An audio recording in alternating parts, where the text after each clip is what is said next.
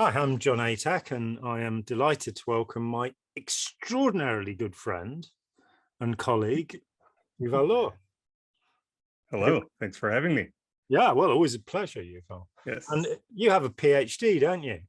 I do. Yes, In cultural studies, is that right? that is correct. Yes. And before that, you got a master's degree in the history of science and ideas, was it?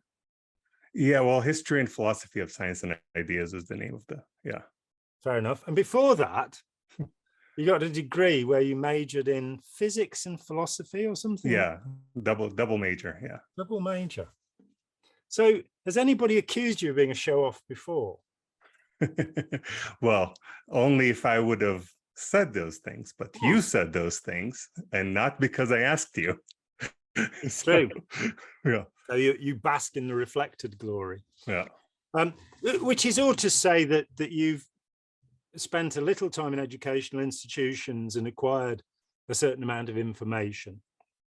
Mm-hmm. And that when I talk about the difference between being an authoritarian and being an authority, authority is actually a good thing when it's expert authority as opposed to rank authority. When it's actual expert authority, not claimed expert, not sham expert authority. Yeah. So something happened to me last week. I was interviewed by a guy who had made a documentary, a very good documentary, a few years ago, and then tried to get a job at, well, actually proposed various other documentary ideas. A couple of them sounded pretty good to me. And he said that he's given up on trying to present documentaries because he was repeatedly told, and this is in the UK, that he can't present documentaries because he's a white male. And that was a surprising thought to me, you know, that probably a cis straight white male. Yeah, I mean, the last time this came up was in fact another friend who, like this guy, was Jewish, mm-hmm. also, but based in America, who was told that he might not be acceptable in what he had to say to First Nations peoples in North America because he was a white cis male. And mm-hmm. I'm a very innocent person, as everybody knows. So to me, this sounds like sexism and racism. Yeah, I mean, not the traditional kind, but it is discriminatory. Yeah. Yeah. So I thought I'll go to Yuval and see what he has to say. So start us off with some thoughts. So, well, first of all, this is a fairly new project. This representation obsession, right? This idea that the way to help minorities is to make sure that they're represented either as TV characters or they're represented in government.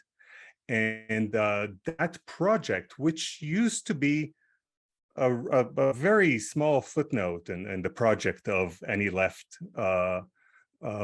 behavior, that was the, you know, it was supposed to be something. Once we get equality, eventually we'll also have equality in representation. But equality was the key for traditional left. But we don't have a left, not in the US and not in the UK. We just like L. Ron Hubbard had a first wife and a third wife, he didn't have a second wife. We have one right-wing party, and we have a third way party. There's no second way. Let me interject that that since New Labour came into being in the 1990s, we have Tory and Tory light, and I'm not always sure which is which. And the term left wing, and lefty, which is so much used, I don't recognise that. You know, I believe in democracy. And at one end you've got totalitarianism where the state is in control, which is sometimes called communism or socialism. And at the other end, you've got totalitarianism where some idiot like Boris Johnson is in control. Or Rupert Murdoch. Yes, or Rupert Murdoch, even worse and even more so. Yeah. So I no longer, you need two wings if you're going to fly. It's that simple. Yeah. But what we have today, and Noam Chomsky talked about this and wrote about this, that if you're going to have a effective propaganda, the project is not to get everybody to agree. The project is to get a very lively and thriving and very good discussion with a lot of arguments, but to maintain it within a certain, within a certain parameters. Yeah. And that gives the illusion of plurality of ideas, of plurality of thought. But so in America today, we have the Republican Party, which is right wing. Which is right wing. We have the Democratic Party, which is since Bill Clinton, but also maybe as far back as Jimmy Carter, or the second half of his reign, that he was right wing or neoliberal, and they're both warmongers. But we have one party that's neoliberal warmongers that oppose abortion rights, and the other side is neoliberal warmongers that support abortion rights. And so we got our options. So this illusion of actual discourse is, I think, a very important and central part of what's going on here. Another thing is, let's go all the way back to the 19th century. And there's a guy called Karl Marx, right? I think I've heard of him. He was one of the Marx brothers. So Karl Marx writes in 1948, "Workers of the world unite," right? 1848, yes, in the Communist Manifesto. Yeah. And Karl Marx is at a time which is before nationalism. So nationalism is this idea that there are nations, that they're ancient, that they're an authentic identity. But this was something that was being built, right? So this is a project that accelerates in the second half of the 19th century. As they say, the past still has a great future. We're all going to be ancient people returning to our ancient roots, and we're going to invent this story. And so Marx, because he is before nationalism, he cannot fathom the idea that a French worker or a French-speaking worker, which probably is bilingual, will identify more with his boss, which is oppressing him, than he would with a German speaker, also probably bilingual, on the other side of the border. If we're talking about Alsace-Lorraine, definitely bilingual, yeah. Yeah, and on both sides of the border, or bilingual, or almost all the population. And so the idea that there will be a national identity which will overwhelm the class identity, right? So there is class, and then Marx tells us we need also class identity, right? Because we live in false consciousness, right? So that's a tradition going back to Plato, saying, oh, the masses, they have false consciousness. We just need to open their eyes, wake them up, let them see that they should have a class identity. They should identify with other people of their class, and then we will, progress through this class identity. We'll have a strike. We'll have, right? That's the Marxist story. Yeah. So this story crashes and burns in the face of nationalism, because by the time World War I happens, the French, coal miner and the German coal miner are willing to kill each other on behalf of the people that oppress them, which is something that doesn't really fit into Marxist ideas. And so we get, with nationalism, we get two basic types of identities. We have the inclusive nationalisms, which are saying that you can join us. For example, the French nationalism saying, as long as you speak French, you eat the baguette, you listen to Maurice Chevalier, it's, you are one of us, right? So it's not blood. On the German side, or east of the Rhine, which meant that if you're an Algerian, a Blackfoot, if you you theoretically could be. You were part of the Roman Empire, so you were a Roman, and there Yeah. were no distinctions of skin color or class or anything else. Yeah. Born there, you were Roman, so you had the rights of a Roman, which But, included not but being. it's an invitive identity, right? So someone can become French, and someone can become English. And on the east side of the Rhine, on Germany and also Poland and other places, the identities are rigid and essential. So you're German if you have German blood, and there's nothing you can do about it. You can read Goethe, you can speak German, it doesn't matter. Blood and soil. Now, one of those is, of course, a lot better than the other, but it's not because the French or the English or in some way the Spanish were good. This is because if you look at Alsace and Lorraine, you have people that the French imagine them to have German blood, whatever that is, but they want to have that territory. So they're telling, oh, no, it's fine. You just speak French and you're one of us. There's no problem. The Germans, the reason why they're such blood oriented is because it doesn't matter what you speak, what you eat. You have German blood. You're one of us, right? So this both comes from territorial greed, right? Both of those stances. But in the French, the Dreyfus affair. Dreyfus was the thing that bounced into mind. Yeah. The good guys say that Dreyfus is French. Even though he doesn't have French blood or whatever, he's French, even though he's not a Catholic. Now, if France and he was Jewish, itself, he wasn't just not a Catholic, but he was French. But if the French would define themselves as the land of the French Catholics, or if England defined itself as the land of the Anglicans, it would have fallen apart already. This would not have been tolerated. The minorities in England or in Britain. So this is not, these are types of identities. Now, if we continue to, if we turn to today and we're looking at this identity politics and this representation obsession, we see that those identities are of the essentialist type, right? Being a white male is not something you can join, or being a cis, gendered or straight, right? So these are all essentialist identities that are that we're told that the project of helping disadvantaged people, right? This is whatever is left of the left wing, is to get minorities represented, which is sort of like trickle down cultural capital, right? So saying that we're going to help a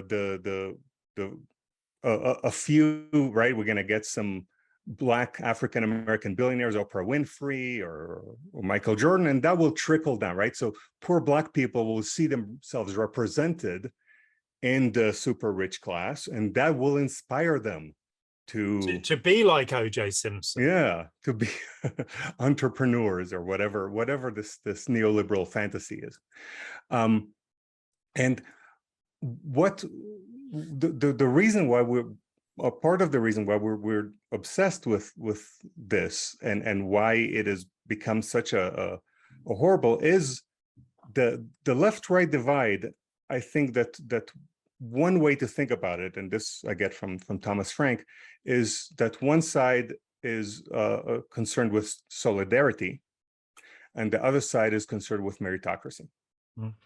So the solidarity option is to look at the worst people who are worse off and try to lift them up, right? To find the people who are in prisons and mental institutions and hospitals, the poor, the sick, the disadvantaged, and try to help them.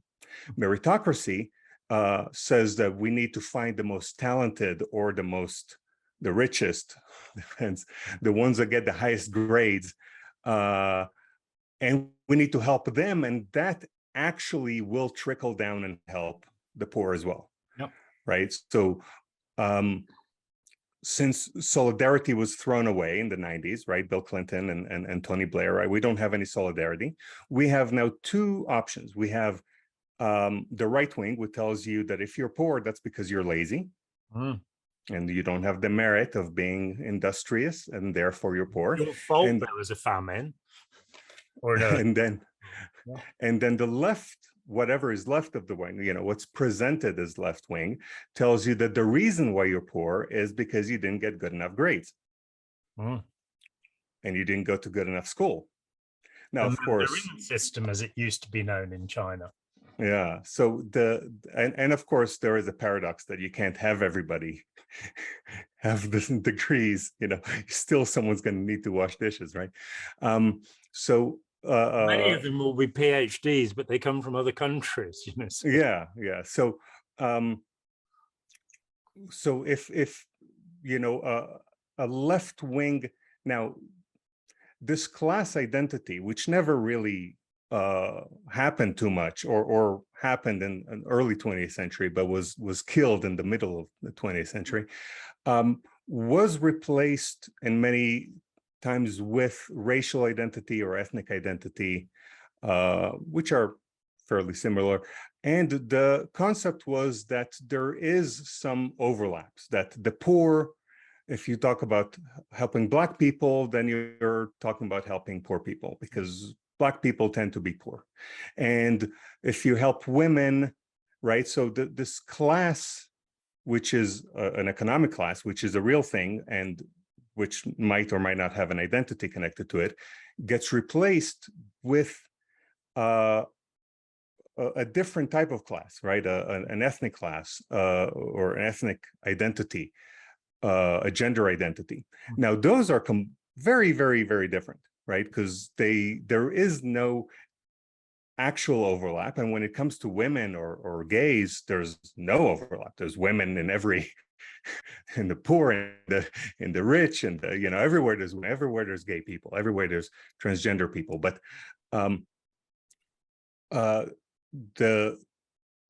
this brings problems with trying to help the poor, right, which should be our project, or if we have solidarity. Nobody should be starving. Nobody should be suffering from easy diseases. Everybody should have access to an education, and the law should be fair to all, not just to the people who can afford it. So that would be traditional left-wing politics.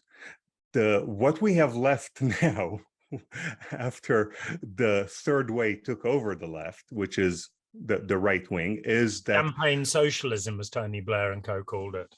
What socialism? Socialism. Champagne socialism. Yeah. Wow.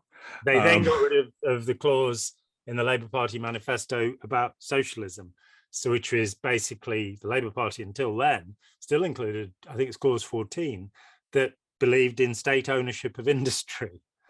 And they decided, we don't need that, But probably just as well, I think, but so if you look at a left-wing attempt to help, let's say, the Black community, that would be reparations. Take all the Black people, you give all of the money, a lot of them will be poor, that's going to help them. A few of them are going to be rich, it's not going to help them as much, but that would be one way. But notice that raises the floor. What we ended up doing is affirmative action. Yeah. Affirmative action says that we'll take the most talented, or the richest, or the people who got the best grades, who happen to be Black, and we'll make sure that they get a spot on some university, right? So this doesn't help the poor. And not just that, it actually helps many times the richest. So the people who end up sitting in this as the accepted because they're Black might be children of wealthy Africans who robbed who came to the West because of a lot of wealth which was robbed, and now they're black, so they're, you know, they can get in. So Yeah, this is, there's a privilege that they get, which has yeah, nothing to do with their origins and their background. You know, they might well come from Dahomey, and they might well be rich because their ancestors were selling slaves to the yeah, Americas. You know, so it's it's, not as simple as it looks here. yeah. So the affirmative action has the effect of not helping the poor while, you know, being presented as what the left wants. Right now, this is not actually the left, this is the pretend left. But because we don't have a real left, the right wing can very easily attack it, because it's such a sham, it's such a farce, it's idiotic, it's I mean, and it's unjust. And so what you end up with is the society being fractured, and one side says that the problem is poor immigrants or woke people who right, there's, which are the new class, and they united with the moochers and the lazy and the immigrant. Yeah, and they're the problem. And the other side says that the problem is poor white racists, or just white racists, right? So both sides blame the poor instead of noticing that, no, the problem is because neoliberalism is a scam. Because, What's the origins of neoliberalism? When is the term first so used? neoliberalism, it's 1947. I think there's a meeting that's considered the origin of neoliberalism, and it's the Austrian economists, certain Austrian economists. There's Hayek, there's von Mises there, and neoliberalism, it's anti-democratic, because the sovereign should be the market, right? And it claims Which is, when you say the sovereign should be the market, that's to say that the religion is the worship of the free market. If the market is free, then everything will be happy and everything will work. Yeah, and Jesus will come back to earth, and the Garden of Eden will be restored. Yeah, because the market will give us the true, and this is all, you know, facing capitalism. Idea of homeostasis that comes about because of the freedom to rip people off. Yeah, so that's actually a critique which came before them by Polanyi, who says there's the good freedoms and the bad freedoms, and if you just let everybody do everything you want, the bad freedoms, the freedom to gouge your customer, the freedom to, you know, for a landlord to gouge their renter, right? All those negative freedoms, those are the ones that actually they're going to win out. Isaiah Berlin put it simply, didn't he? That freedom for wolves is death for sheep. Yeah. Tony Blair's great inspiration. He wrote to Isaiah Berlin to say, I think this would be the policy to follow. What do you think? And Berlin wrote back and said, you haven't understood what I was saying at all. Yeah, it's and I mean, yeah, then there's the negative freedoms and the positive freedoms, but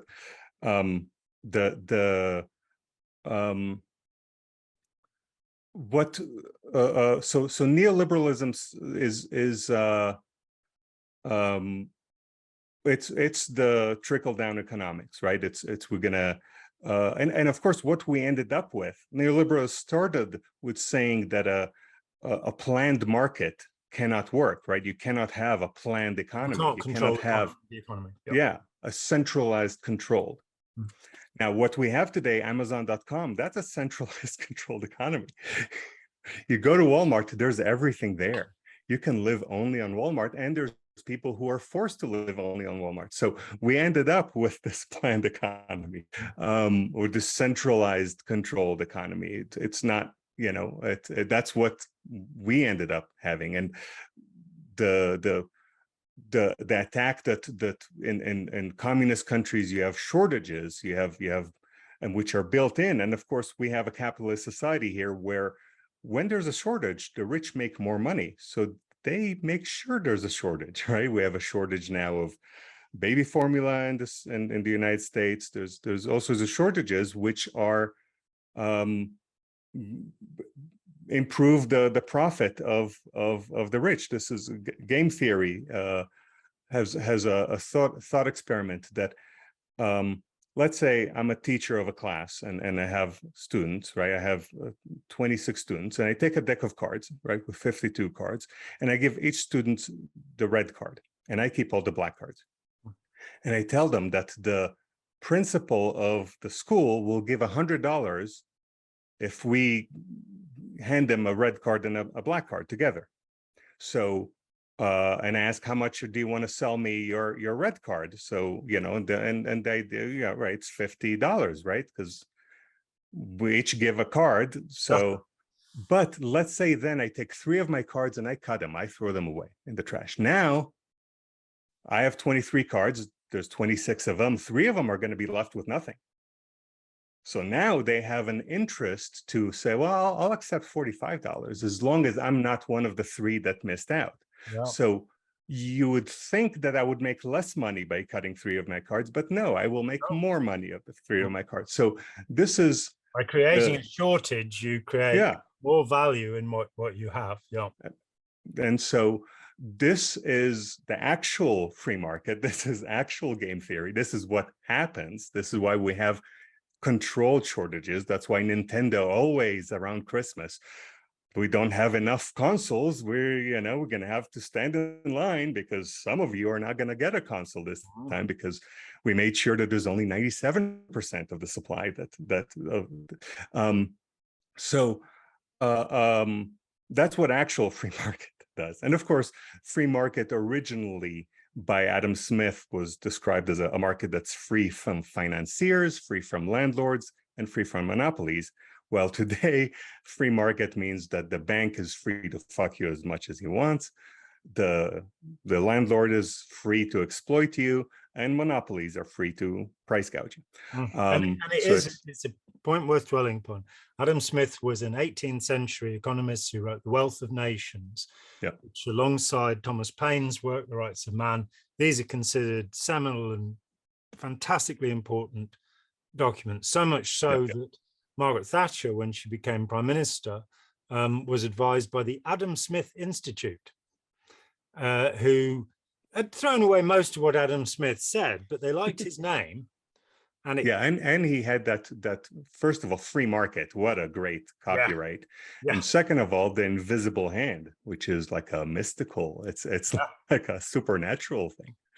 The invisible hand of the market. The invisible hand of capitalism, which will set everything right. And it is that thought to me. I studied economics briefly at school when I was about 17.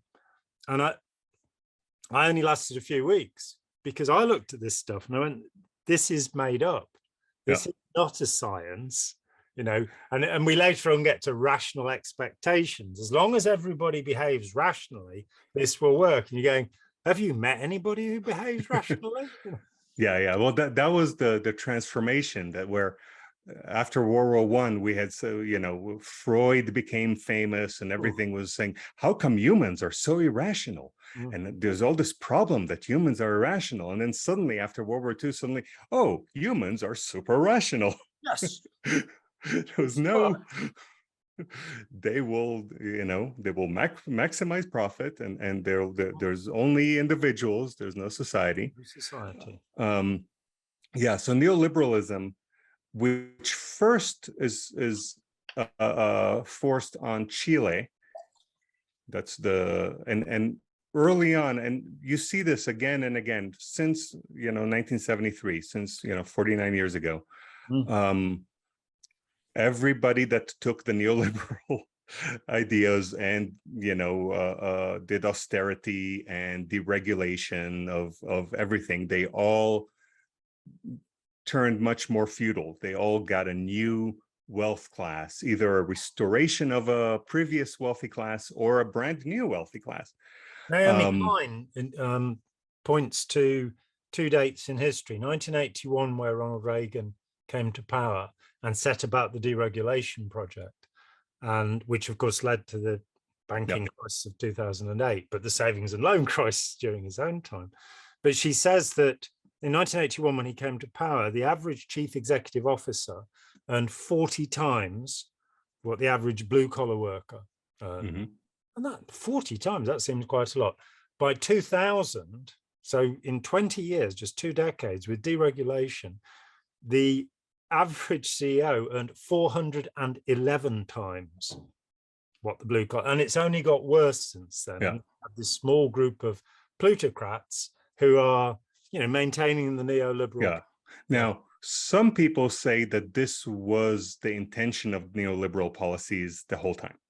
Others say that no, they intended something else. This what repeatedly and consistently happened. We saw the Russian economy collapse under the force. And before that, I mean, in 75, the United Kingdom had the IMF impose neoliberal. The International Monetary Fund. Yep. Neoliberal. So that is the tool that has been used to enforce that, and the CIA. Of course, now the CIA, which would do coups to support neoliberal people, and throughout the world, there was an ad. This was maybe 6 months ago, maybe I think less than a year ago. The ad was referred to as woke CIA. Right. And this is an ad of an employee of the CIA, and she's a Hispanic woman. I think she might be gay, but I'm not sure. But she talks about her identity and how she's intersectional, and yet she works for the CIA. So this is like, I have an IQ of less than 12, and I work for the CIA. They don't discriminate.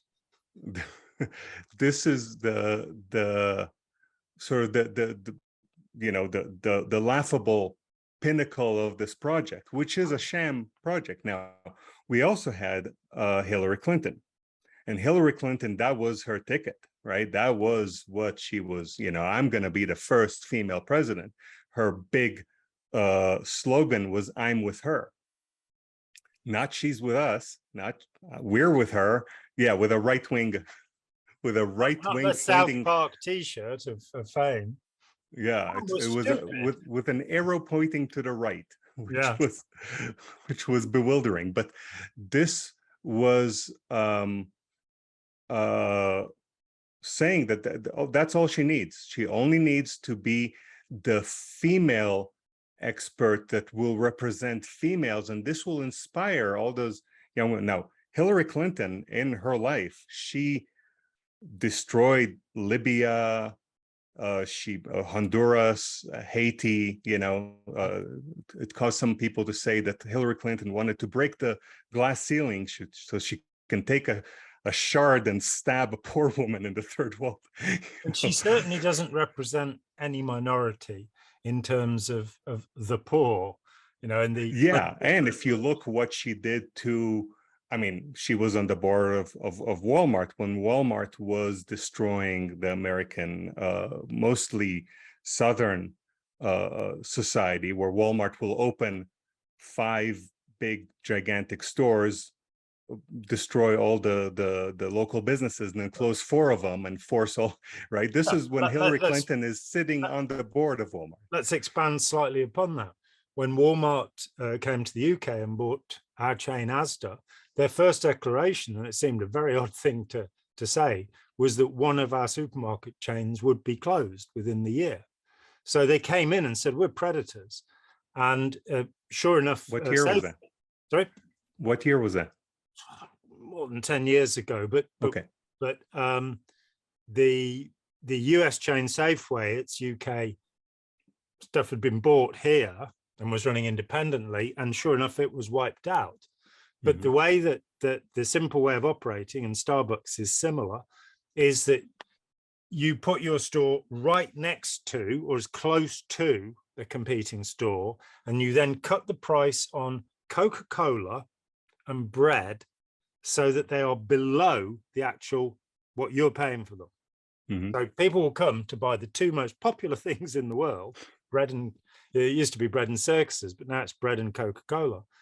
And you might, pull your prices down on a few other things so that people will inevitably come to you, poor people, because you're cheaper, and you will put the competitor out of business. And once they're out of business, guess what? The price of bread and Coca-Cola goes up. Yeah. So, and it's a vicious, predatory model. Yeah, which historically was... Hillary Clinton was part of it. Yeah, and historically it was understood in the early 20th century that that is a problem. So they wrote antitrust laws, but the neoliberal project was all about, neglecting those laws and not enforcing them. So we haven't enforced them since, I think, the early 90s. Yeah. It was Teddy Roosevelt's big issue, wasn't it? Yeah. That you have to stop these huge, powerful families from controlling America, and it failed completely. And well, it worked for a little bit, but yeah, it collapsed again. Yeah. And again, the next project was his distant relative, Franklin Delano Roosevelt, with the idea of a New Deal, the idea of bringing some equality to the society. Yeah. Though he himself was a tremendously privileged man. But nonetheless, I still admire aspects of the New Deal. It was a very brave thing to try and do. It wasn't something that FDR had thought up himself, but he was very good at fireside chats and all of that. So, and you do need somebody who's going to persuade people. But that too failed because it was attacked by the National Association of Manufacturing, who invented the slogan, "The American Way," which was put on billboards all over America.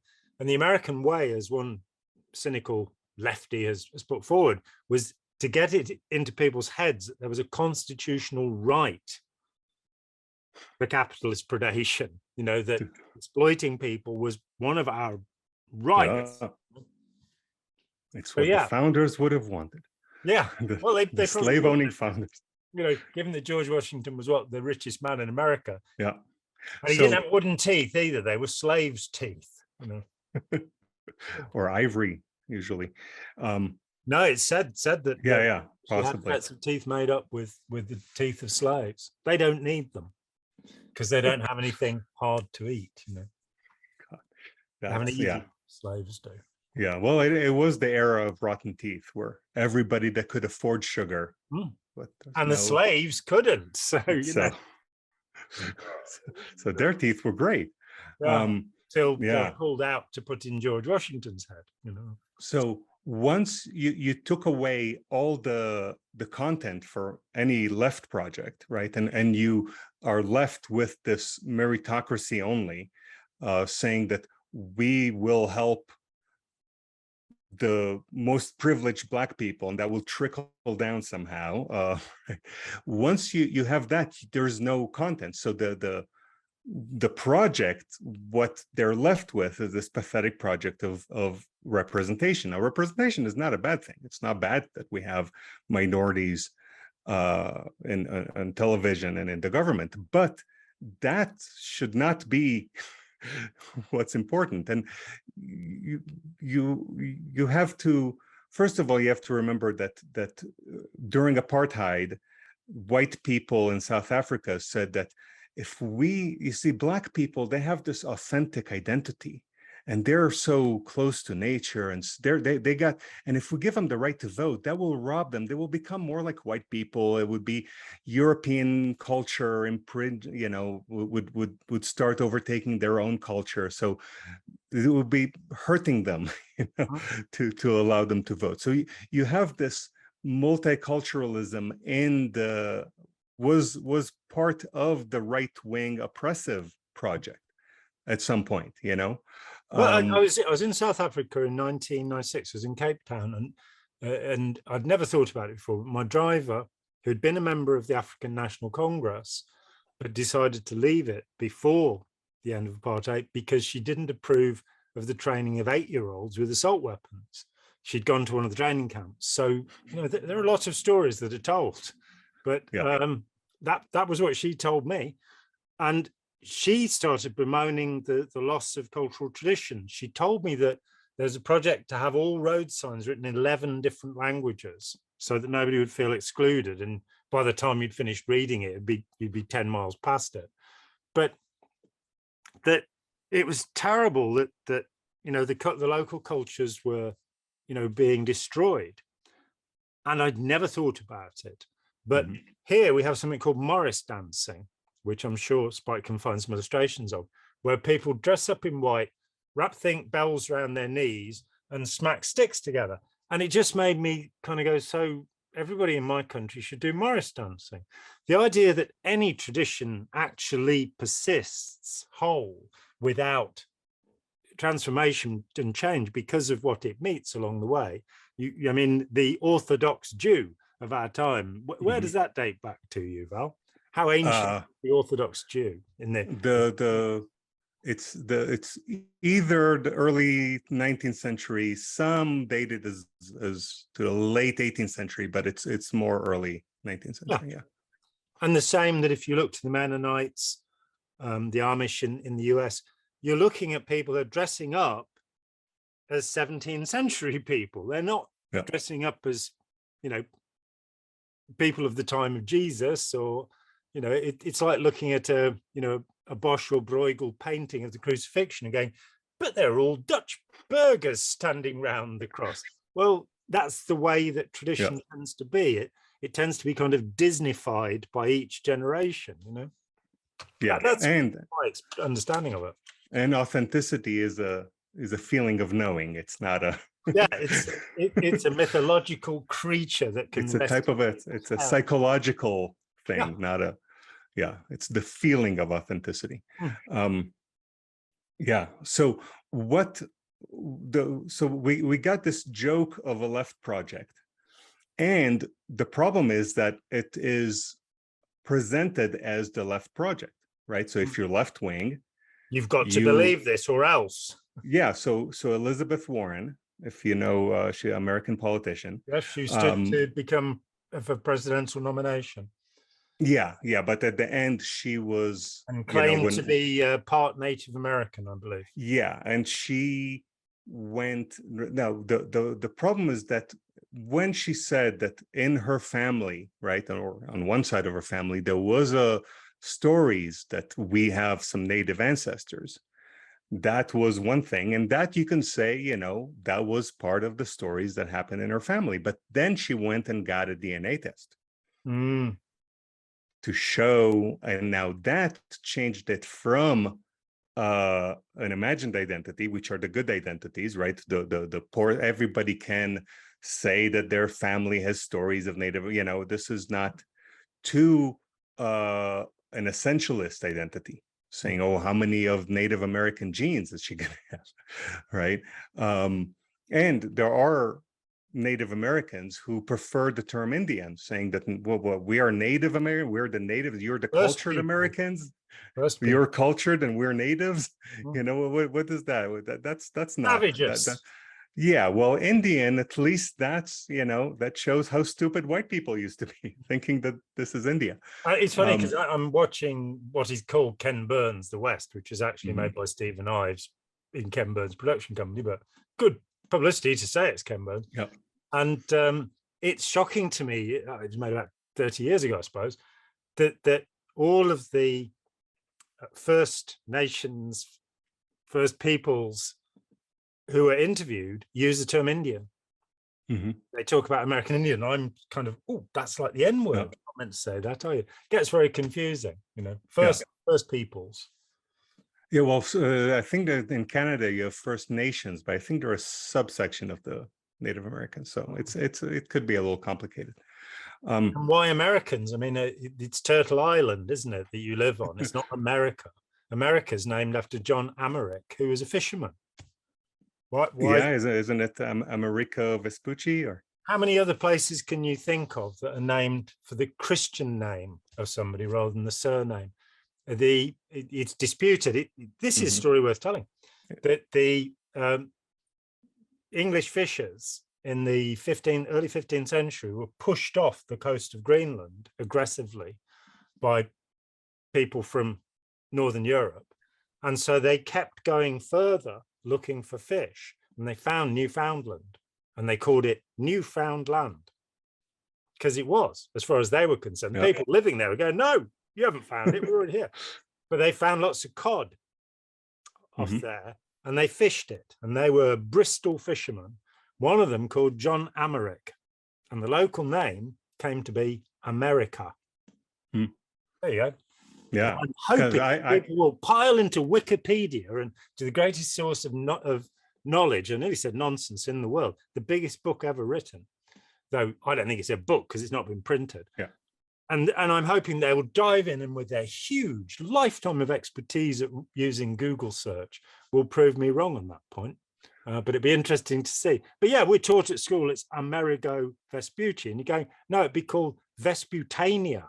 Yeah, that's what I thought, that we are so close to being I could be living in the United States of Vespucci, you know.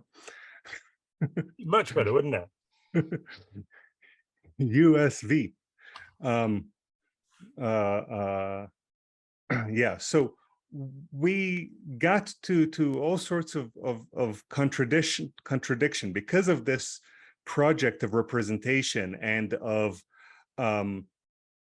we came to people on the left, or and you have to remember that the right wing doesn't have a monopoly over stupidity. Some people are continuously shocked to find out that the right wing doesn't have monopoly, but there are people who have embraced this fake left project, and not mentioning Justin Trudeau in any way.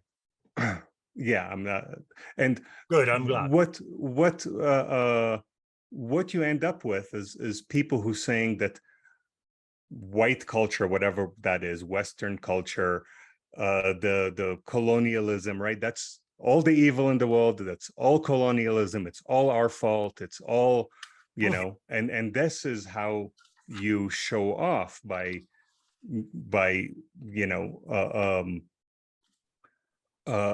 accepting, and focusing on the crimes of colonialism. Of course, those are horrific crimes, but what you end up with is that you encourage minority people to be, proud of their identity, whatever that imagined identity is. But if a white person is proud of their identity, that's right. That's right wing, right? That's not okay, right? And it's so there's a joke, and Slavoj Žižek tells this joke, but he also says that previous philosopher used this joke. And it's that's going to be it's. So it's in a synagogue. You have the rabbi gets on stage and he talks to God and he says, "I am nothing. I am insignificant. I am, I'm worthless compared to you, God," and etc. And then a rich, wealthy Jew at the community gets on stage and he too says, "God, I am nothing. I am worthless. I'm insignificant." But then a poor, a poor peasant Jew that gets on stage and he too says, "I'm nothing." So the rich guy turns to the rabbi and says, "Who does he think he is to say he's nothing? Like he's insignificant, like we are?" Which I think it's tied to the handicap principle, but that's another matter. So you have this, you have people who saying white, our culture, they're horrible, they're chauvinistic, they gave us the patriarchy, they gave us all the roots of all the problems. And right, so English people, an English white person might say that, and then a French white, an American white person would say, we did the most damage, since World War II, and this would all be true. But if a black person, or if let's say some minority would say, "Oh, we are the worst people," yeah, suddenly like who is he to say that,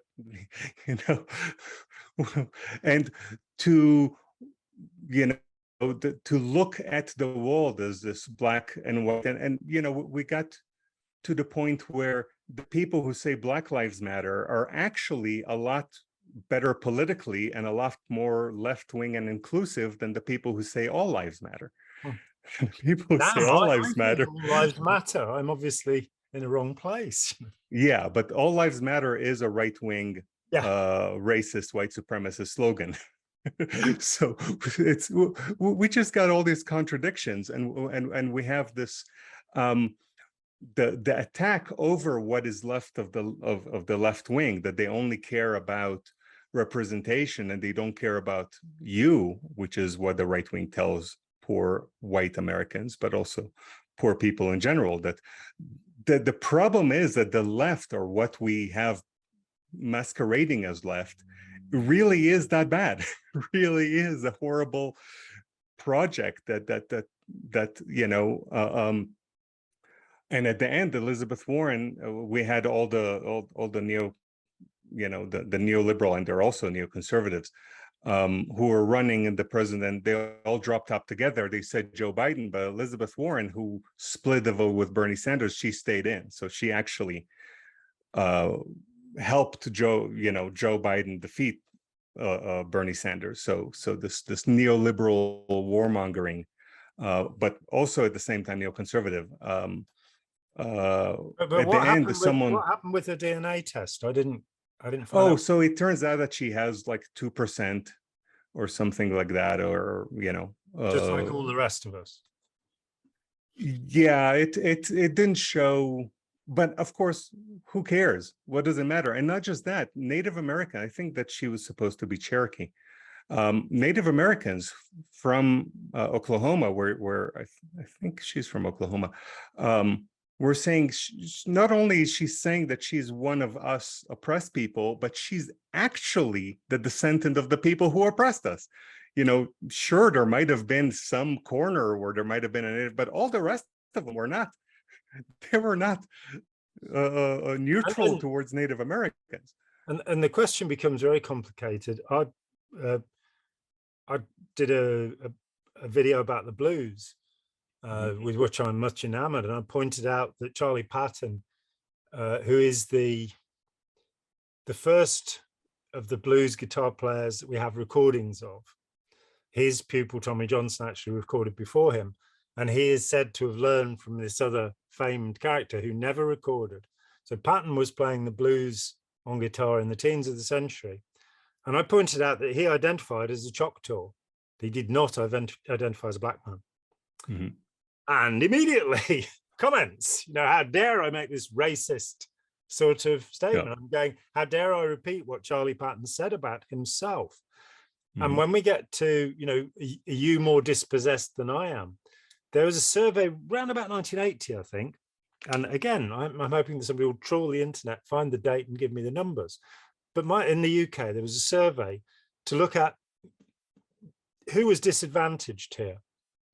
And in comparing groups, it was found indeed that South Asians, Pakistanis, Bangladeshis, Indians, Sri Lankans, let's not miss anybody out. So this is at the time, this is not historically. Yeah, this is disadvantage in 1980. In 1980, in the United Kingdom, who had the poorest education, the shortest life expectancy, the worst health, the worst addiction problems. And the West Indians were not doing well. We invited a lot of Caribbean people to come here and do menial jobs that we didn't want to do after the Second World War, after they served very bravely in the armed forces and all of that stuff. But loads of them came over very happily on the Windrush to help out. They brought us ska music and calypso and all of that good stuff, and then found themselves treated as an underclass. So it was true that they had poor education, worse health, and shorter lives, and less economic success than white people. However, there was one class of white people who actually scored lower on all of the counts, and those people were Irish people. So if we're going to go white versus, I think we need Irish people in Britain. Yeah. Yes, Irish people living in Britain. And of course, a large part of the Irish population, more Irish people live in the US and Britain than live in Ireland. There are 4 or 5 million. At a time when there were like 3 million Irish, there were that many more. And you've got this sense, as you say, where there's an identity created. I belong to this group, and therefore this. I have a terrible problem when we move from one generation to the next, which is to say, in 1863, your great-great-great-grandfather oppressed my great-great-great-grandfather, and therefore you should be punished. Now, yeah, or you should check your privilege, which is another way to say just shut the fuck up. Yeah. Yeah. And it does say in the Bible something about the sins of the father being visited even unto the sons of the fourth generation. And I think there is some truth in that. This notion, I saw an interview, I think it was Mengele's son, and he was about 4 years old when Mengele fled the angel of death from Auschwitz, the man who decided who lived and died, and rather other nasty things which we won't get into here. But his son never knew the father, didn't grow up with him, but he was a Mengele. And he spent his life loathing his father, finding out everything he could about him and exposing it. And it led to this question of collective guilt, of, is guilt passed on in the bloodstream? And we see an inversion of it in the way that Germany under Adenauer and others after the war supported Israel, without necessarily looking at Israel becoming let's say a liberal democracy, where you could get married outside of a synagogue or a mosque. One day you'll be able to, possibly just go to Cyprus, which is what it's. Yeah. And that is, another one of those paradoxes where people in Germany, some say that there's two types of people. There's the people who don't like Jews, and those are Nazis, and I'm not one of them. And there's the people who like Jews. And since I'm not a Nazi, I'm going to be the one on the people who like Jews. Therefore, I support Israel. Instead of this is one conclusion that you can have from the World War II, or the other conclusion is that racism is bad. Regardless if Jews do it or people who imagine themselves. Fairness. I support fairness. I support equality. Call it whatever. But if you watch the movie The Schindler's List, of course, it depicts aspects of the Holocaust, and at the end, the triumph. Right. First of all, capitalism saves the Jews in the Holocaust. Right. That's in Schindler's. But at the end, the triumph is the state of Israel instead, which is a racist state at this point in time. And you speak of somebody who spent his formative years in Israel and went to Tel Aviv University. So you have experience in Israel. You go there. Who went to the segregated schools in Israel, never talked to a Muslim or a non-Jew until I left Israel. And this is a country where over 20% of the population are non-Jews. So it's highly segregated, and it's very problematic. Today is 55 years for the occupation, 1967. So the project of identity, and that to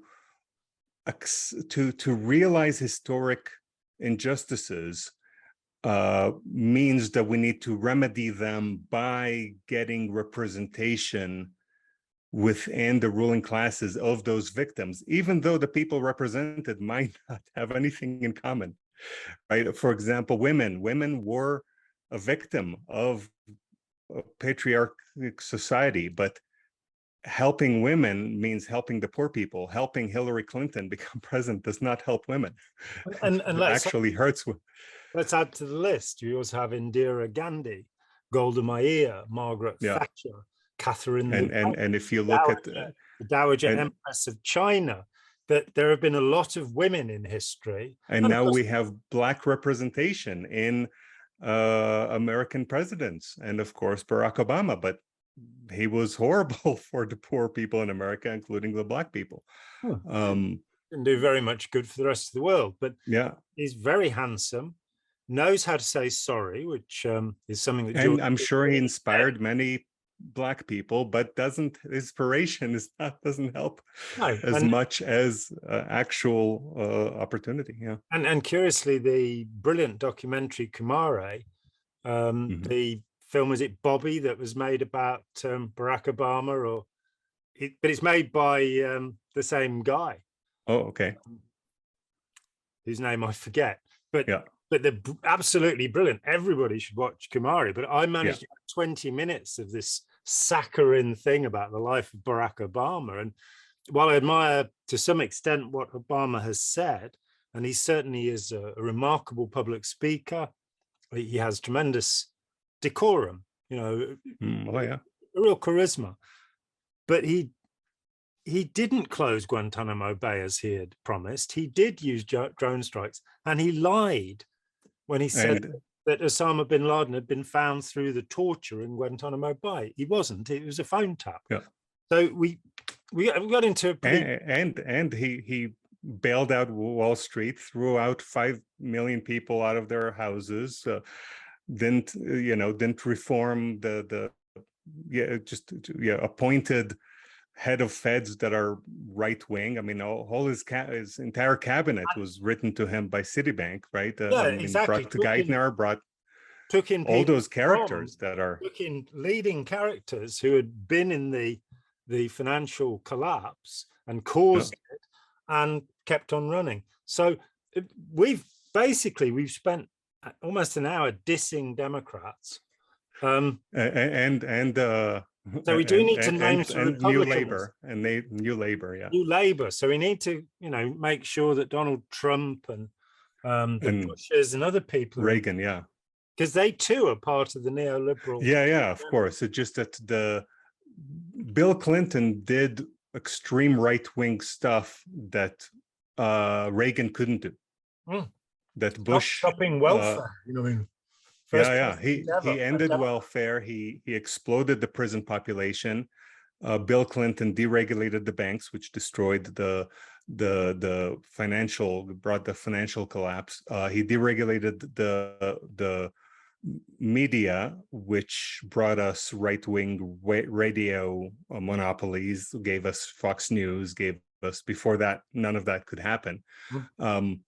Extraordinary rendition, the reintroduction of torture is the American way. Yeah, and NAFTA, the betrayal of the American working class, which he and everybody else predicted would have the exact opposite effect that it did.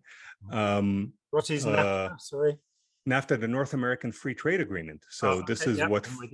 So this forced Mexico to accept Walmart, right? So Walmart got into Mexico, started ruining their economy, and then you got Mexican immigrants coming to America because they were, destroyed by also tariff-free importation of subsidized American farming goods. So it was a complete disaster for Mexico, but it was also a big disaster for the United States. Canada less, also, but less so. But it's NAFTA, yeah, it's the free trade agreement, and of course he destroyed the Soviet Union, or what the former Eastern Bloc, with shock therapy. It's just economic shock therapy. Yeah.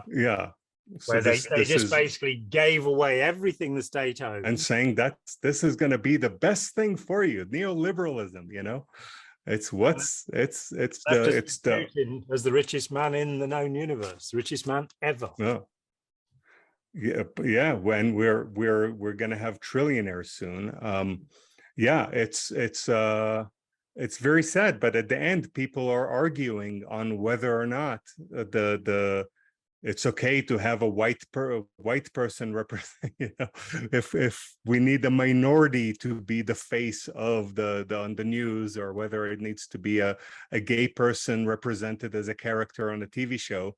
And as long as that's the argument, there's no threat to the world deteriorating further and further.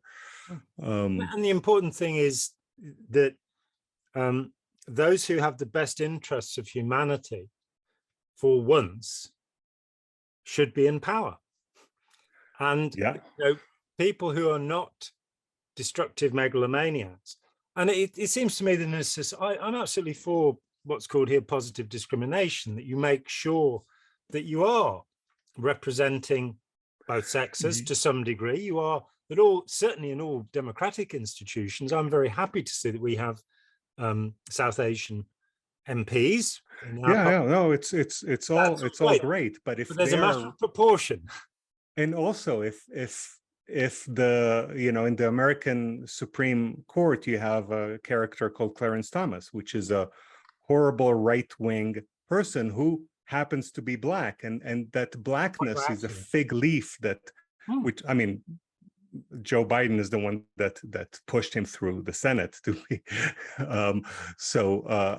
but this or Kamala Harris, you have this, the idea that as long as the person is on South Park, you have token. Yeah.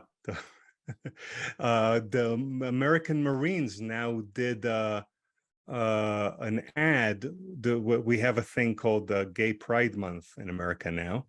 So the Marines put a picture that's like an advertisement for the Marines with a helmet. It's like the Full Metal Jacket poster.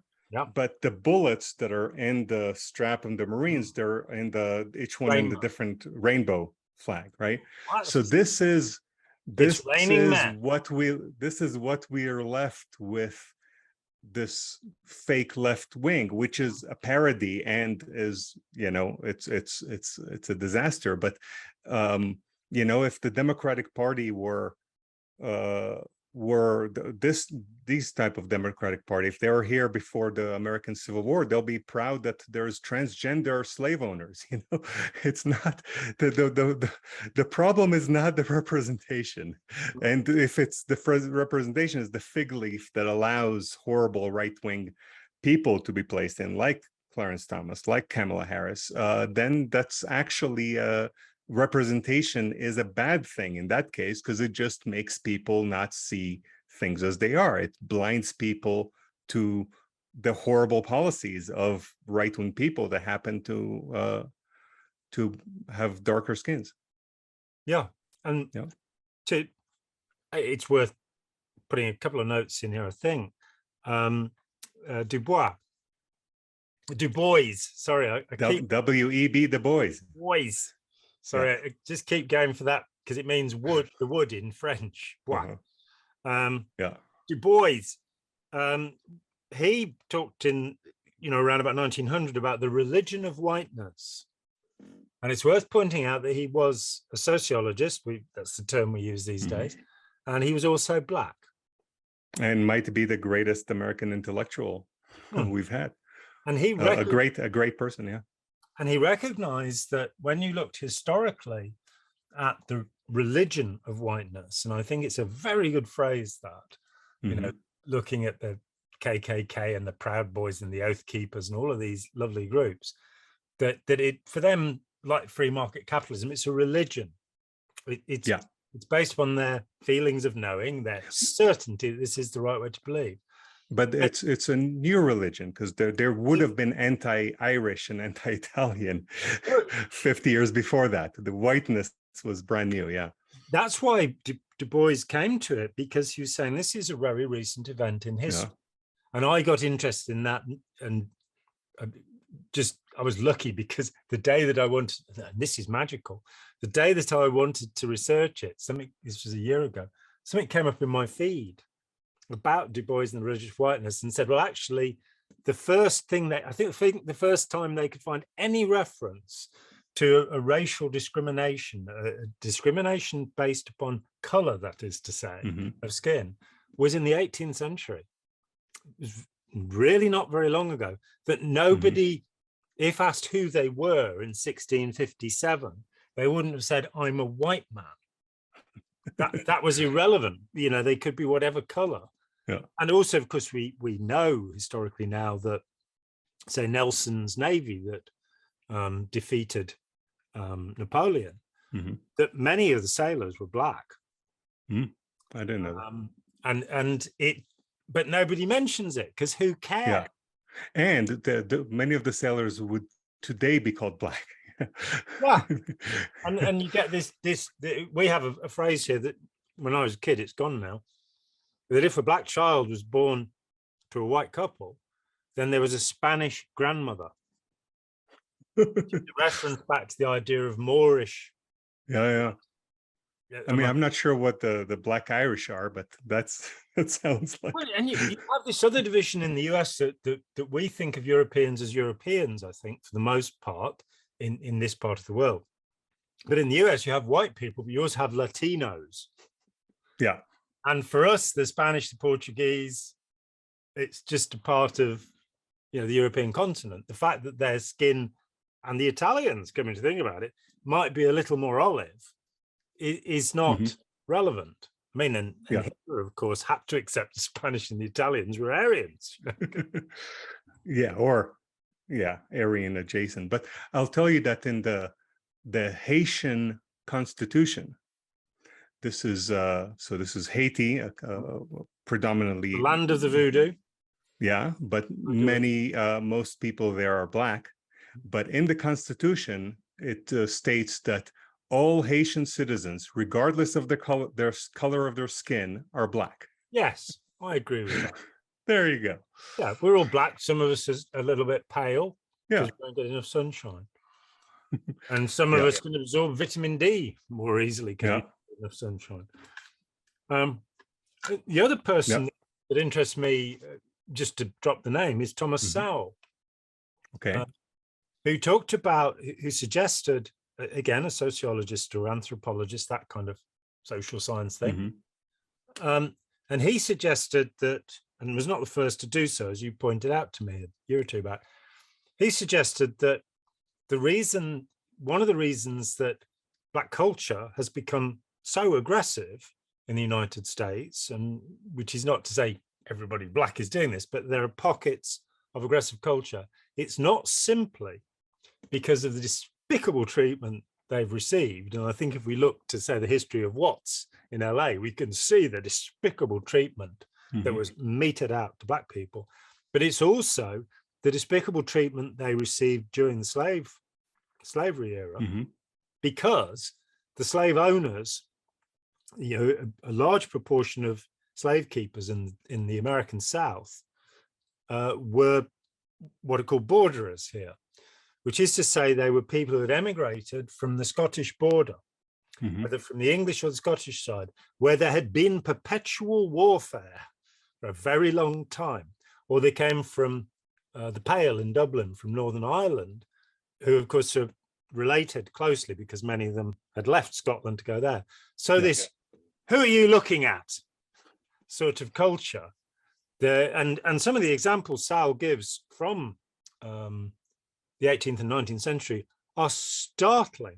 Some statement from a guy who said, well, I had to kill him because he came over and he was uncivil to my wife this morning. He didn't call her my lady. That you're being dissed, this whole aggressive culture. And Thomas Sowell, talks about this passing into. You recommended American Nations. Yeah, so in American Nations, he will tell you that the slave owners, they're Deep South people. The people you described, they're Appalachians. They're hired by the slave owners to beat up the Black people. Yeah. So it's because they are poor. They are too poor to own slaves themselves. Those Appalachians, greater Appalachians. That does make sense. The idea of anybody from that part. And let me add, just as a footnote, that Thomas Sowell, anthropologist, sociologist, is also an African American. So this is not me, a white cis male, making things up. I think it was during a soccer or European or international football World Cup or something. I think the French won, and I think it might have been an American politician, they referred to a Black French person as an African French, like an African American. And the French were like, what are you talking about? French. We don't have that. We just have French people. We don't have this hyphen, we don't have different type. You can either be French or not French. And no matter what you are, now I can see an advantage for the hyphen, this Italian American, African American. I can see the advantage for the French, but it's not clear that one of them is better than the other. And it's a strange distinction. The reason that universal education was introduced into the United States. It was introduced into Prussia because Napoleon had beaten them and they wanted soldiers and they needed to be more obedient. So in 1806, Wilhelm von Humboldt, whose brother was even more famous, and a brilliant man, Darwin's inspiration, but Wilhelm von Humboldt introduced what is now the longest running universal education system to Prussia so they could make better soldiers.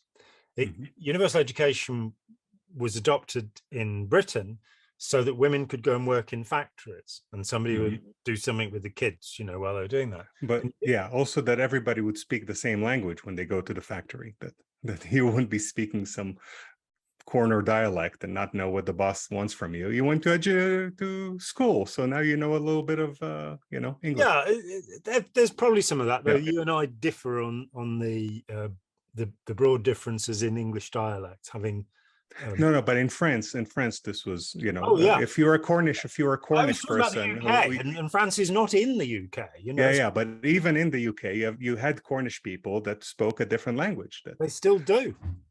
Didn't make any difference. Maybe talk language none of us can understand a bit off, and the glass regions talk like and explore, as you can see in any Billy Connolly concert. So received speech was not something that came about through our education system, and it's something that actually happens. We're talking the 1870s. Received is an idea of the 1920s.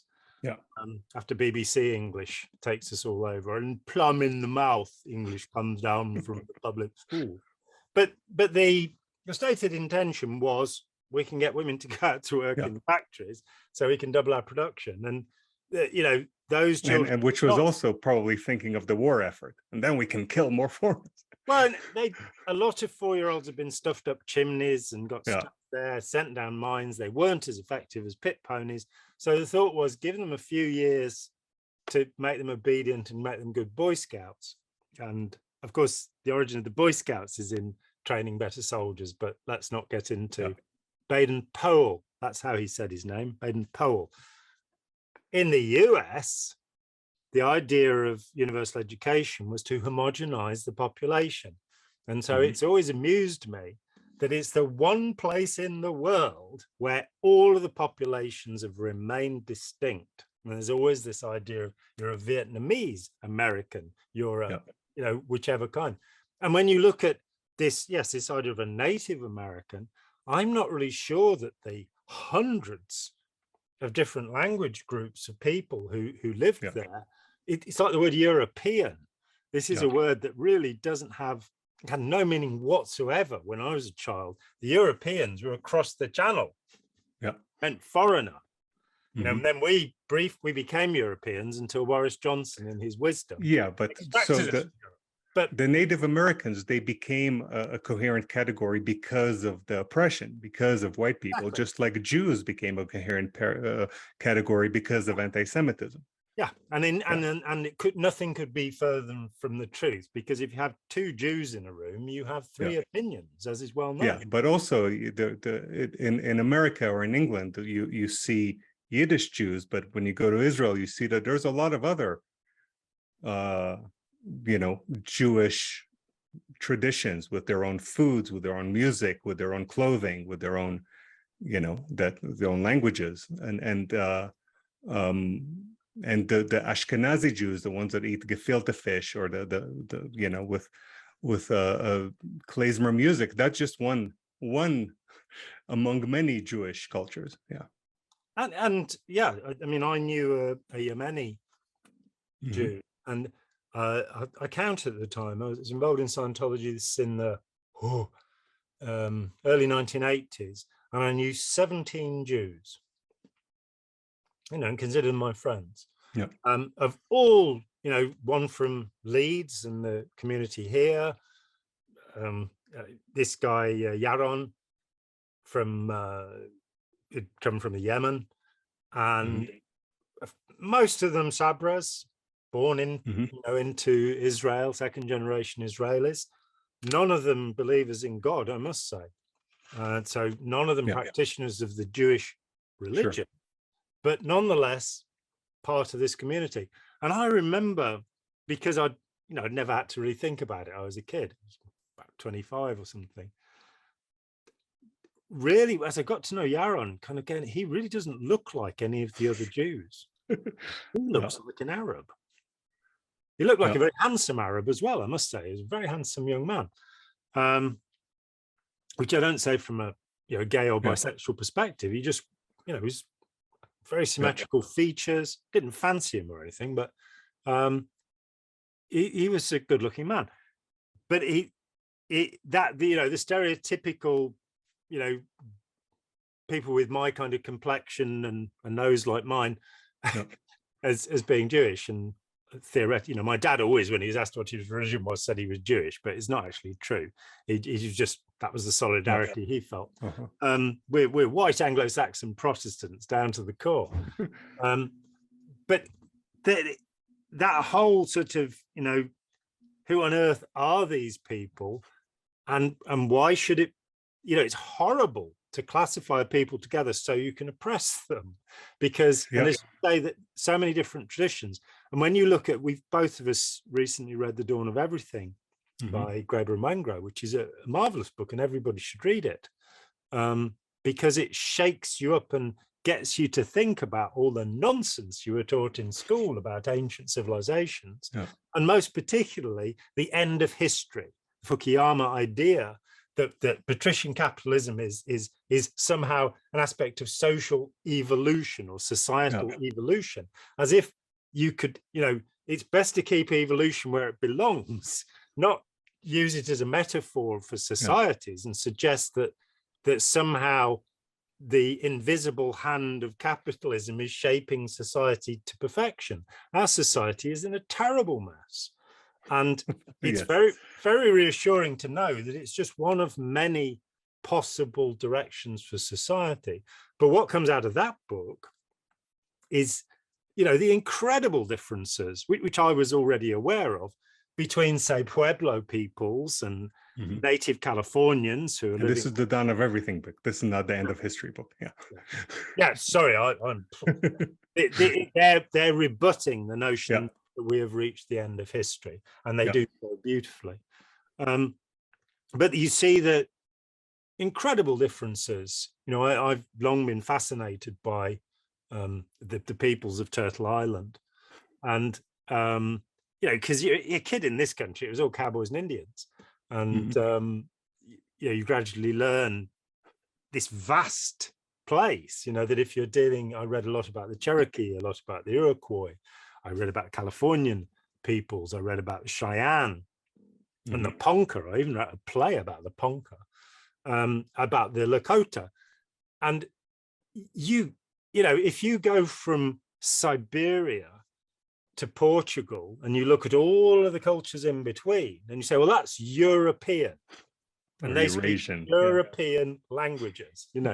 It's the same with America, that to lump these incredibly different cultures together, from the Aztecs and Mixtecs and Toltecs and Totonacs and Olmecs, all of these people, and say they're the same.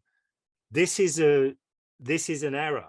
It's black people, white people, African people, Jewish people, Christian people. No, it's I mean, there is a problem, and this is, goes back to the problem of the one and the many that ancient philosophers would talk about. Are we talking about collectives as units? Or are we talking about identities as units? Are we talking about classes as units? Or are we talking about individuals in units? And you need a mixed approach.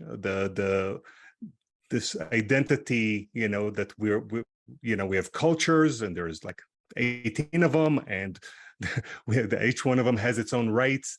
That's a problem. Saying that there's only individuals, that's a completely different problem, but maybe worse. I mean, or we really cannot fall on either one of those. We need a hybrid approach, and each question we need to assess whether we need to analyze it on as individuals or as cultures or as identities or as classes, and yeah, it's the temptation to choose one and say all other analysis on another level is problematic. I think that's doomed for failure. Yeah, I mean the word simplistic has moved into the English language to mean simple, but if one goes back and looks at what it actually means, these are simplistic ways. These are oversimplified ways of looking at humanity, and you get to formulations like Freud, where you either want to have sex with it or kill yourself. And this is happening at a cellular level, according to Freudian theory. All your cells are going, oh, let me jump on, oh, I'm going to kill myself. And that's all that's going on. And whichever, you get, Milton Friedman's monetarism and the control of the money supply and all this kind of thing. These things are belief systems. They're not sciences. They're not proven. Well, I mean, they are treated as sciences because you also have the selfish gene as one of those, which is officially in a science, facade. So, I remember watching Richard Dawkins with one of his, Stephen Jay Gould was the other, but Frans de Waal, who's somebody I really admire. And they're having this conversation on camera. And de Waal said, selfish is not really the right word, is it? And Dawkins said, yes, you're right. And there we are. Well, I heard a biologist. It can't be selfish. It's not trying to do anything. There's no determination on its part. So selfish is a bit wrong. Now let's look at the word gene. Yeah. That might not be the right word either. I heard that a biologist saying that Richard Dawkins meant selfish as a metaphor, but we now know that the gene is actually a metaphor. It's hard to define what a gene is strictly. And we do, there is, for those of us who do not understand everything in the world, it's very easy to grab hold of simple formulations and metaphors and say, well, I'll go with that and I'll follow that, and that will do something. I got into an argument with a dear friend who put it to me that in dealing with people, with couples, you could say, well, what you're not understanding about your partner is they're driven by serotonin, dopamine, endorphins, or oxytocin. And these are the four categories of people, and these are their drives. And I was just... What about the phlegm and the black bile and the yellow bile?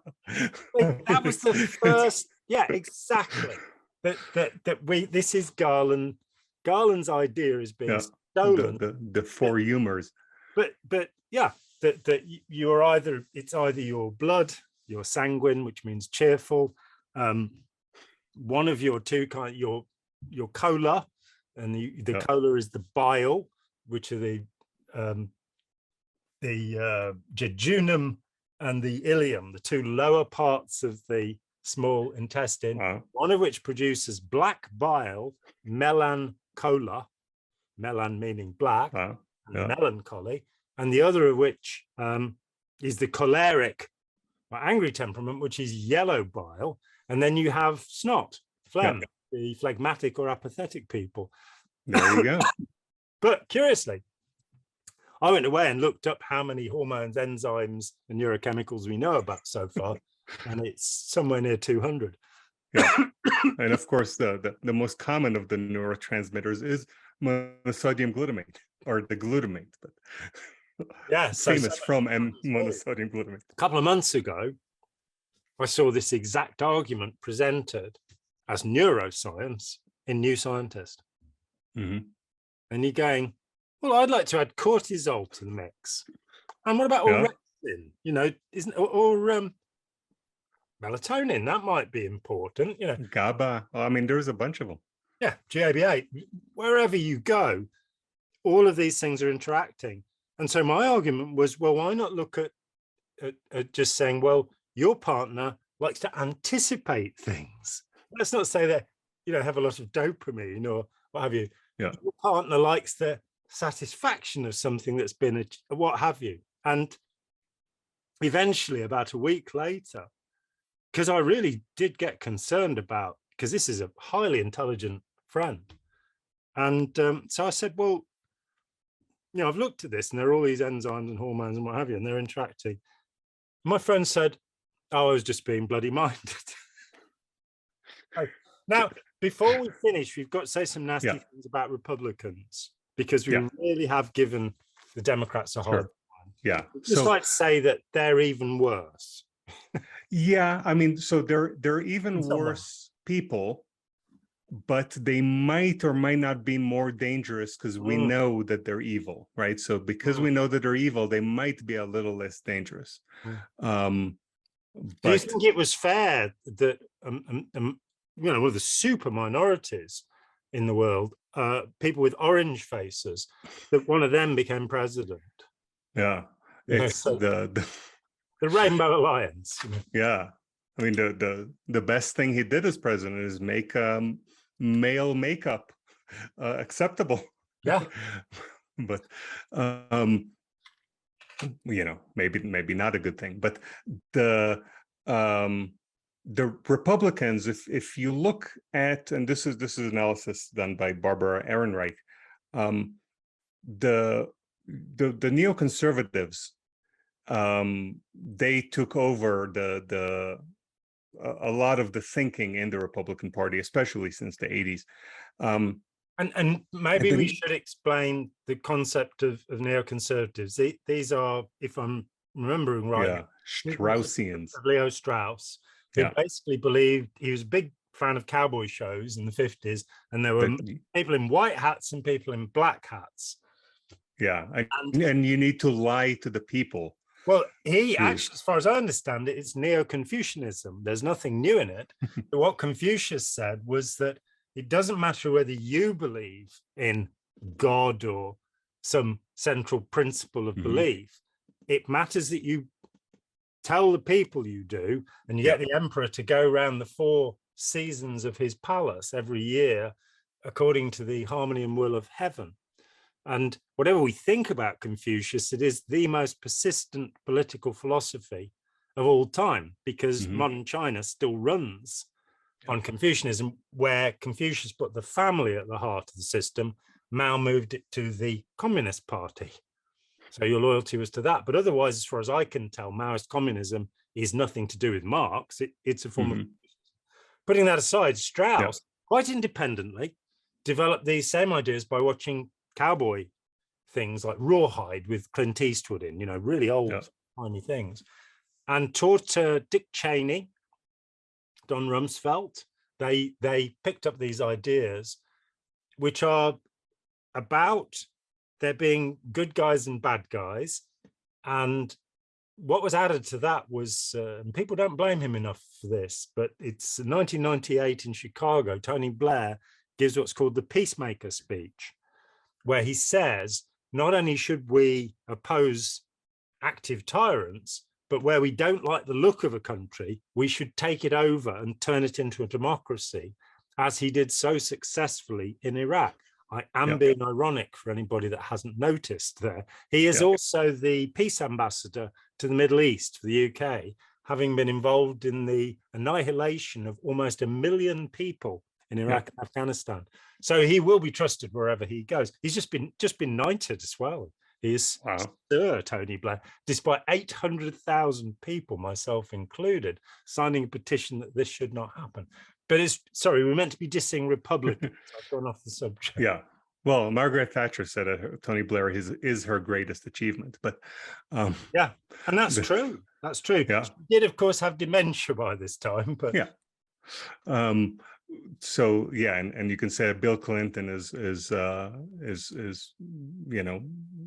Reagan or Nixon's greatest achievement. But let me just throw in one of my favorite things in history. Hunter S. Thompson, the great Hunter S. Thompson, who invented gonzo journalism, where you write about yourself rather than the subject matter. And he said that after Nixon, that every book he wrote would have a chapter about Nixon in it.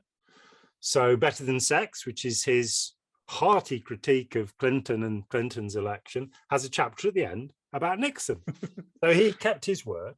Yeah. And Fear and Loathing was written before that, so he didn't have to. But when he heard that George W. Bush had been elected president, he said, "Where's Nixon when you need him?"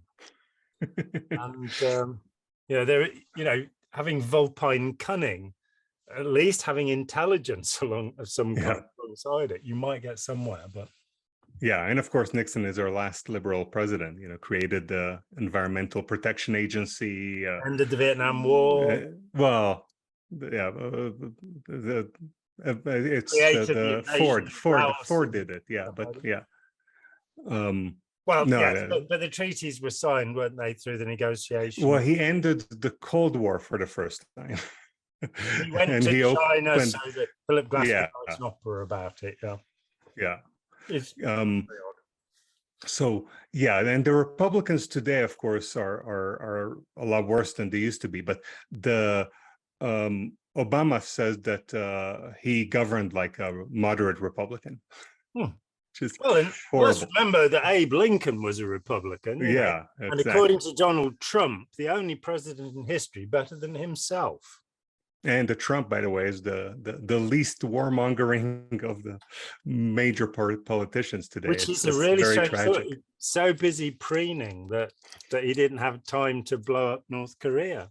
Yeah, Lao Tzu in the Tao Te Ching says that when the government is in confusion, the people are at peace.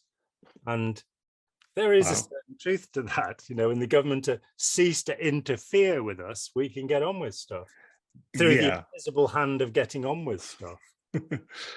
Yeah. Well, it's. And my hand isn't invisible when I do that, by the way. Yeah. And things are society is a lot more complicated, but today than it was in the time of Lao Tzu. But the neoconservatives, they believe that you should lie to the people, right? Which is also a fascist tradition. Yeah. Very much so neoliberals say that, so our religion needs to be the market. The neoconservatives say no, we need to the market need to control everything, but we need to sell them a different religion, which is nationalism or chauvinism or but they decided that, first of all, neoconservatives, they adopt class analysis, which is a strange thing. So they believe that there are classes and that there is a war between those classes, but they said that there is a new class, which is what we would call the left, or people who support the New Deal and stuff like that, and that new class made a pact with immigrants and lazy people to backstab the authentic poor white people they are on the other side. So you have the new class, which is leftists and immigrants, and on the other side you have authentic Americans and rich Americans. Right. And that division which is a completely fabricated and imagined thing, but it has become what Murdoch and Turner, right, what Fox News ended up making Americans believe. And it's very tragic. I mean, we must be coming to a close soon, but, sadly, but Adam Curtis, who generally has made very good documentaries, but made incredibly stupid comments about Scientology and Margaret Singer and brainwashing, but that's another matter. But when he, I think it was in The Power of Nightmares, where he's, when people go on about the mainstream media, they don't realize that this guy's sitting in the basement at the BBC, the most radical documentary maker of the generation, has done all of his work for the BBC. So go figure. But in The Power of Nightmares, he puts forward an idea that Winston Churchill, to bind the people, put forward the myth of a golden age, and Margaret Thatcher believed it. And I think it is a very good observation that, because she was a chemist, was the first and only science graduate to be prime minister of this country.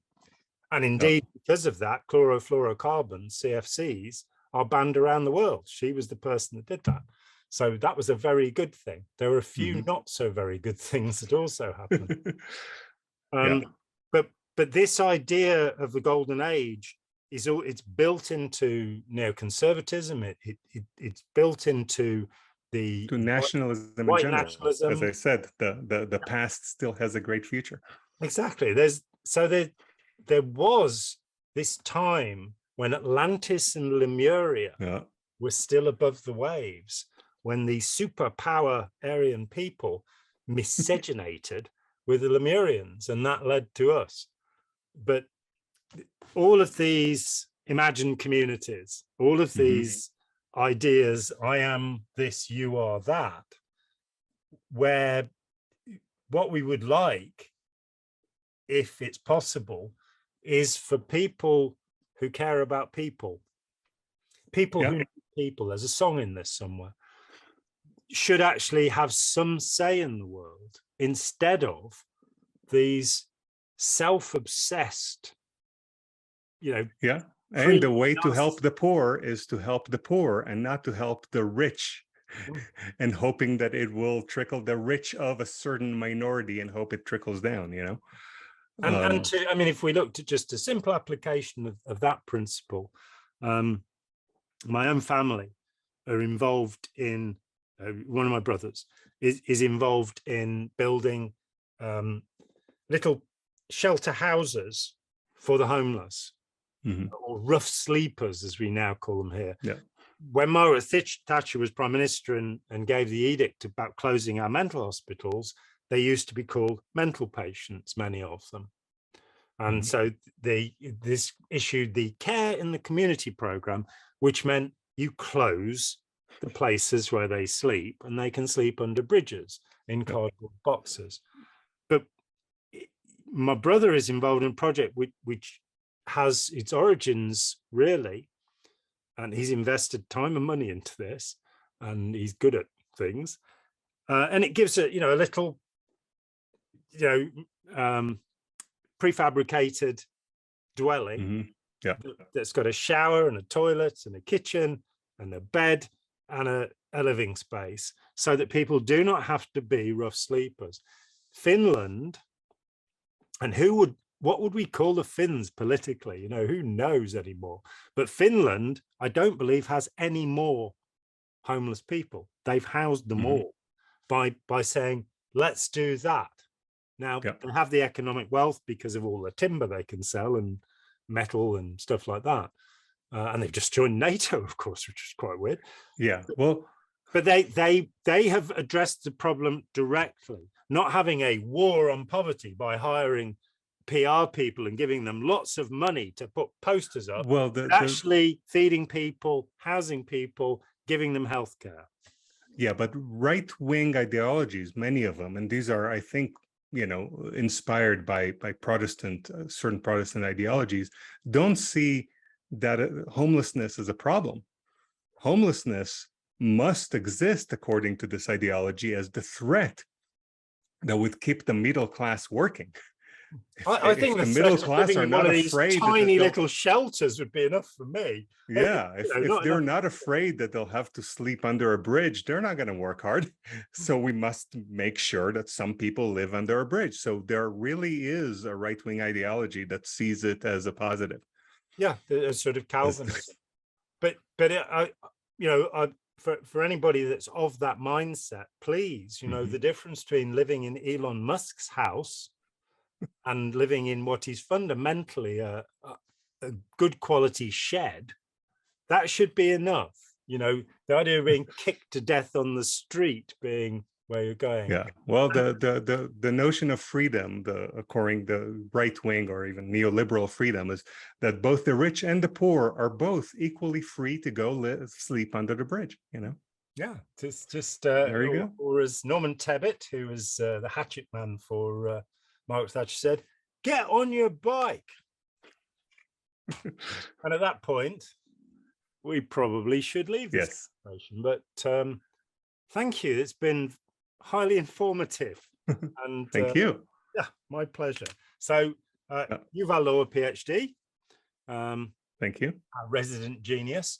I'm John Atack, and if you haven't made a contribution to Patreon yet, then who knows what's going to happen to you, but I can't guarantee any freedom for you anymore. So if you want to keep, playing with us, then you have to pay. So stick $5 or $10 a month in. It doesn't, we're not greedy. Yeah, you'll feel better. Yeah, you'll feel so much better. Oh. You'll feel I've actually done something to help humanity by giving money to John Atack's channel so he can talk to people about things that basically annoy the right and the left, the woke, the unwoke, things that, it's so boring. I did an interview. There's a documentary called The Nature of Existence, which my friend Roger Nygaard made. And he became my friend during that point. And he called me up and he said, can I interview you for a documentary? I said, I'm not talking about Scientology anymore. And he said, no, it's not about that. I read your book, but I'm interviewing people all over the world about the nature of existence. And I'm asking everybody the same questions. And will you do that? And I was like, as long as you don't start asking me questions about Scientology. He did a couple of times during the interview. He tried and I just stared at him. Yeah. But otherwise, he asked me that, 2 hours worth of questions, no preparation. He asked Richard Dawkins the next day. But he'd been around and he'd asked rabbis in Jerusalem, priests in the Vatican City, Taoists in Taiwan, Indian gurus in India. This is his own project. And, he's done lots of other things. He did Trekkies and a great movie called Suckers. He's the editor for Curb Your Enthusiasm and has been for years. So, he's got a life as well, but this was his own project. He'd asked neuroscientists, he'd asked psychologists, he'd asked astronomers, he'd asked, smart people, this same list of questions. And he almost accidentally paid me what I consider to be about the nicest compliment anybody's ever paid me. That evening, after 3 hours of standing in Regent's Park with 2 cameras on me and being asked these questions which I'd never seen before, he sat down and a friend of his was meeting us for lunch or dinner rather, and said, so how did today go? And he said, well, I think Paul, the other cameraman, would say it was the best interview we've done out of 200. And he'd probably say that, Roger doesn't speak for himself. He's way too clever for that. He'd probably say that because everybody else we've interviewed, within 5 minutes, you can predict everything they'll say. And so this is the channel where you can, you can surprise. Yeah, you've got no idea what's going to happen. Grand. So thanks so much again, Yuval. Cheers, bye. Thanks again. We'll do it soon. Again. We will. Yeah. Hi, John here. Thanks for watching. We'd appreciate it very much if you would click like, as well as subscribe, and click the bell for notifications. Every dollar helps, and we welcome new patrons on Patreon, or you can make a one-off payment with any currency through PayPal. Thanks so much.